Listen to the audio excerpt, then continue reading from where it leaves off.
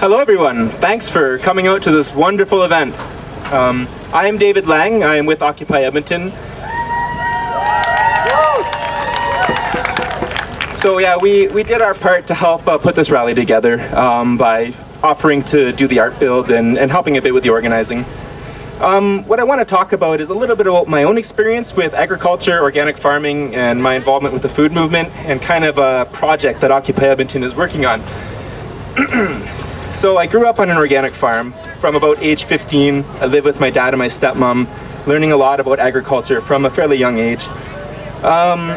Did that for a number of years, and when I graduated from high school, I went to an environmental college studying ecosystem management technology.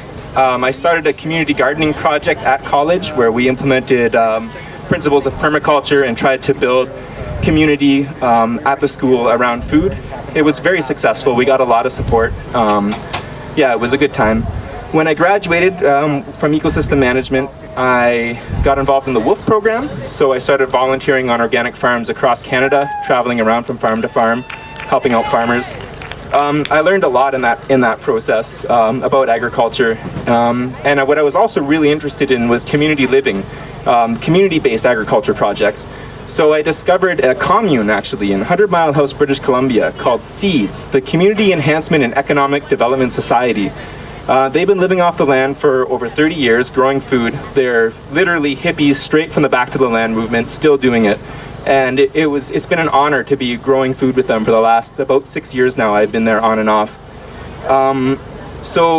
Last year, what we decided to do, Occupy Edmonton, with experience that I've had with agriculture, I decided that I really wanted to start a food co-op.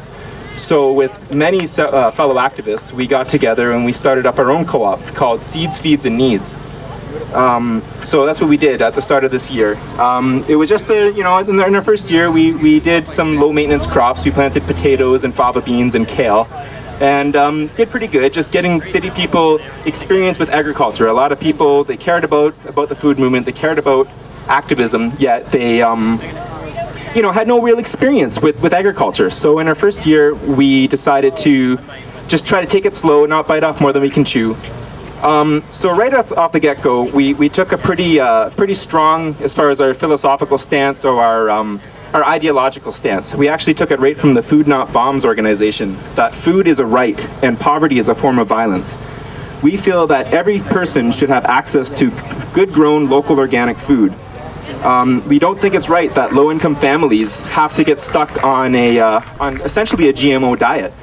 With the income that people get, your average working class family, it's really hard to eat organic. And I see that, I know that, I feel that. And it's also really hard to make the time to cook for ourselves, to feed our loved ones, the ones we care for. We're busy, we're workers, and that needs to be really examined and looked at. So our plan is to try to build community through an agricultural model by getting people together around organic farming. We want to do this in several ways, by starting a community garden project in the spring. We've got some land on a farm, Good Note Farm, where I was volunteering for a woman, Marianne Borsch, really awesome farmer in the area. So she's allowing our co-op to have some land there, and we're growing food, which is great. So we're trying to help people gain independence from factory farm meat production, from genetically modified crops, and crops which are sprayed with pesticides. So we feel in order to gain the independence from the conventional agricultural practices, we need to work out a cooperative system of production and distribution. We also want to try to tackle some of the problems of poverty and even climate change through a local organic model of agriculture and distribution. We feel we can get people involved in the food movement, get people involved growing food. We can offer employment and housing, in the long run. And I mean, I am dreaming, I want to see this successful, I want to see this happen. So that is our goal. Also lowering our carbon footprint by just the amount of miles that our food has to travel to get from the field to the fork. We want to limit that.